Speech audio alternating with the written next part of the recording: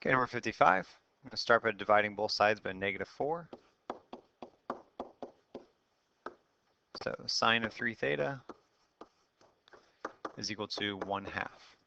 I know that sine is equal to 1/2 at pi over 6. And we need to know that. So if I take the inverse sine of both sides, and then I want to solve for the general solution, not just pi over 6. So inverse sine of sine 3 theta is 3 theta equals the inverse sine of 1/2, which is pi over 6 plus 2 pi n. That's quadrant 1 angle. We also need a quadrant 2 angle because sine is positive in quadrant 2. So pi over 6 in quadrant 2 is 5 pi over 6. And anytime you have a scalar multiple, so a number, in front of theta, or theta divided by a number, that's going to change the period length. You guys are used to doing 2 pi divided by b for sine b theta. So in this case, 2 pi divided by 3 tells me that the period length is 2/3 pi. What that really tells me is that from 0 to 2 pi,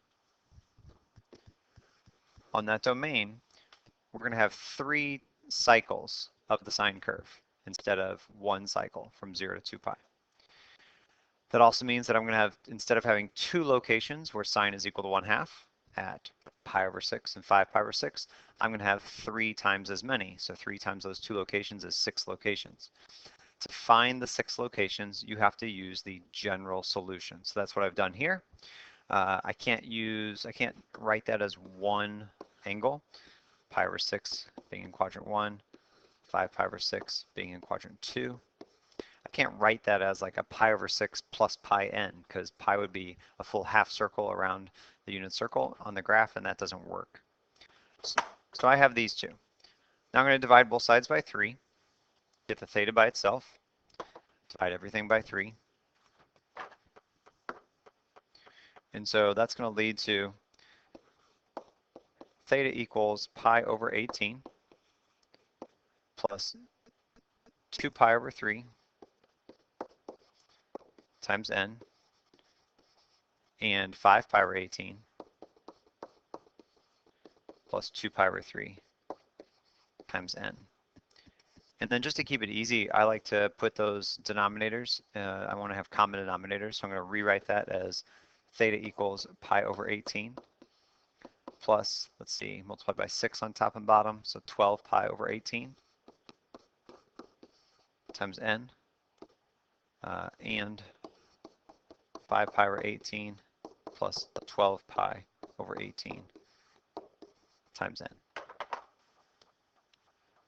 So these two general equations will give me all 6 solutions. I wind up getting 3 solutions from each of them. Since they're all already starting with positives, I can let n equal 0, 1, and 2. That'll give me solutions between 0 and 2 pi. So for example, if I let n equals 0, 1, and 2 into this first one, when n equals 0, theta is going to equal pi over 18. When n equals 1, it's going to be pi plus 12 pi over 18, or 13 pi over 18. And when n equals 2, it's going to be 24 pi plus 1, or 25 pi over 18.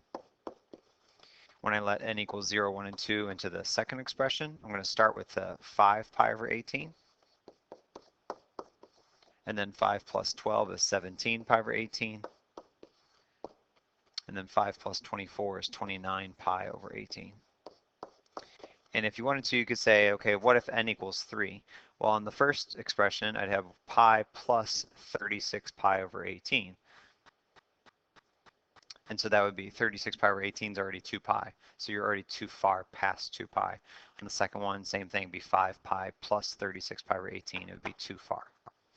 So there's your answers for 55.